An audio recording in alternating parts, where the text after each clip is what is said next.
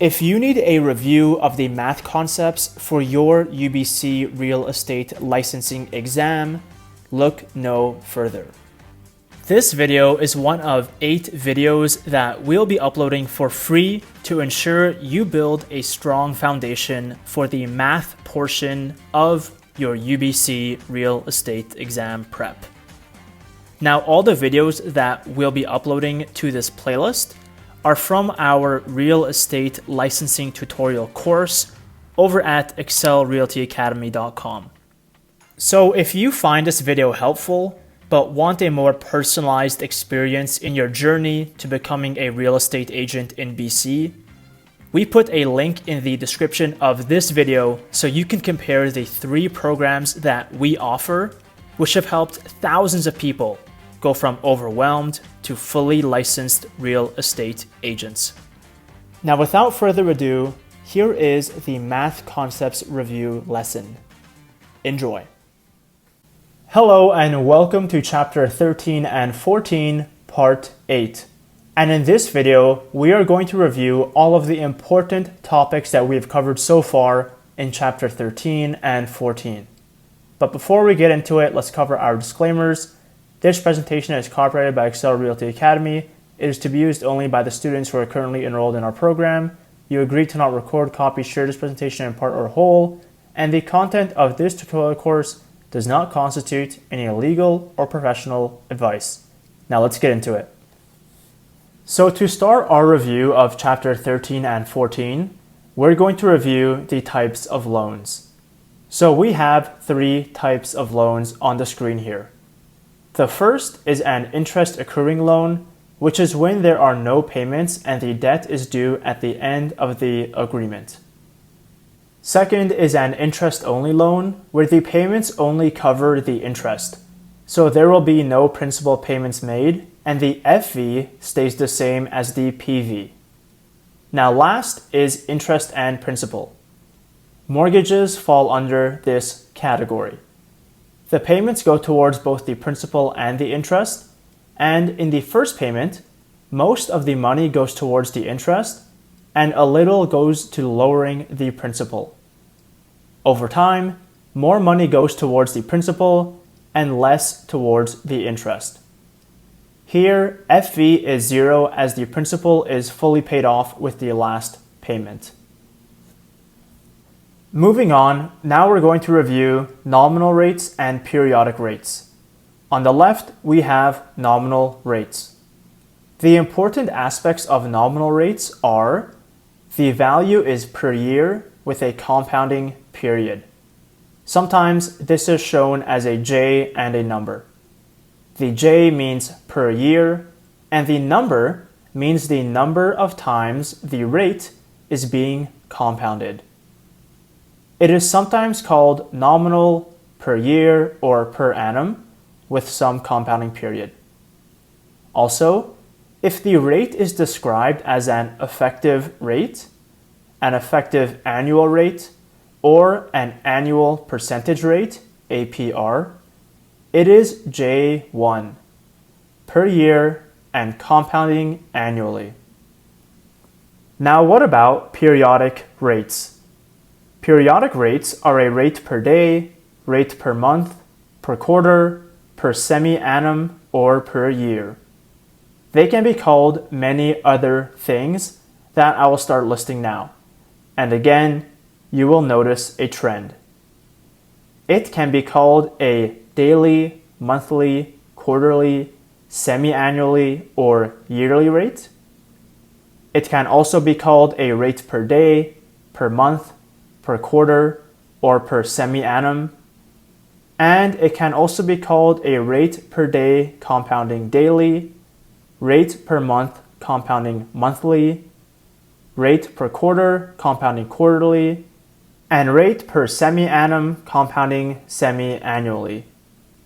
In the shorthand version, we would see an I and a code for the period like D, MO, Q, SA, or A.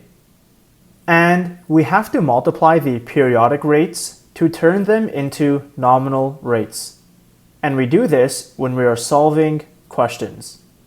So a daily periodic rate must be multiplied by 365 to be a J365 rate. Another key topic is the 6 values for solving all the math questions. Starting with Shift PYR. Shift PYR tells the calculator the number of times the nominal rate is being compounded per year. Moving on to N. N can be two things: the total number of payment periods or the total number of compounding periods. Total number of payments is the number of years in the loan times the number of payments per year. If there are no payments in the loan, we have to set N to the interest compounding periods. For the total interest compounding periods, we take the PYR number and multiply it by the number of years. So if we have a 25-year no payment loan with a J1 interest rate, we set PYR to 1. Then we take that 1 and multiply it by 25 years. This gives us 25 interest compounding periods during the loan. And we set N to 25. Next is the IYR button. IYR stands for interest per year. And remember to use a nominal rate and not to press the percentage key. So if the nominal rate is 8%, we type 8 into the calculator, then press the IYR button. Next is the PV button. PV stands for present value, and this is the beginning amount of the loan. The next button is PMT, and this stands for payment. PMT is the cash value of each payment. This could be the dollar value paid towards the mortgage every month, or the quarterly cash flow received from a property investment. The dollar amount is ongoing for PMT. And the last one is FV, and it stands for future value.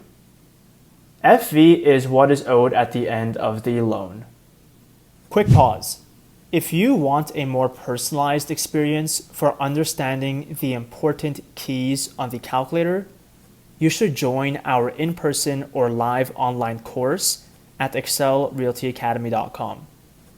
We teach our students how to use the calculator in deep detail through hands-on lessons. Now back to the video.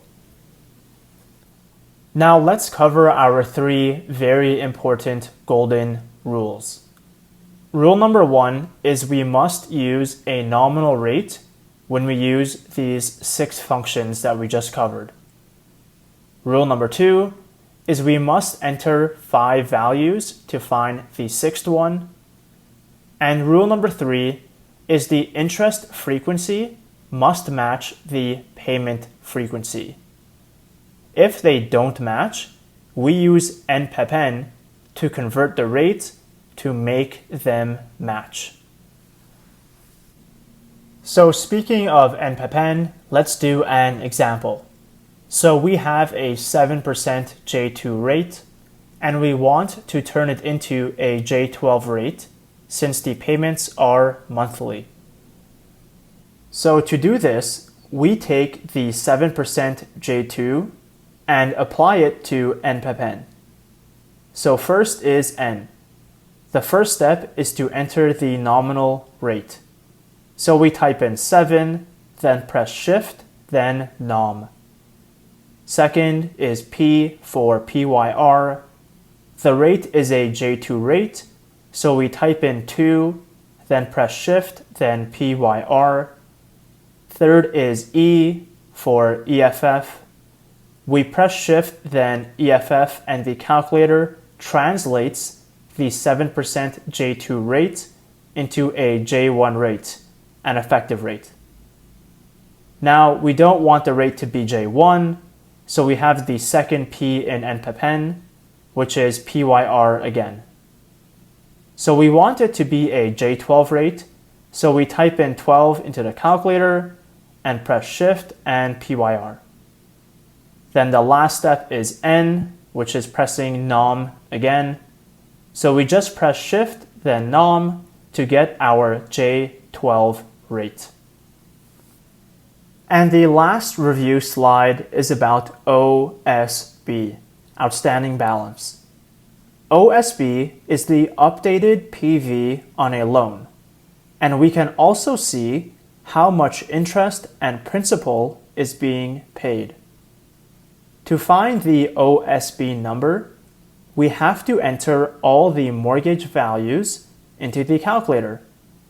Then, we have to use the amort steps to find the value of the OSB, interest, and principal. And that brings us to the end of day 1 of chapter 13 and 14. And here are the key topics that we covered. So make sure you review them and do your practice.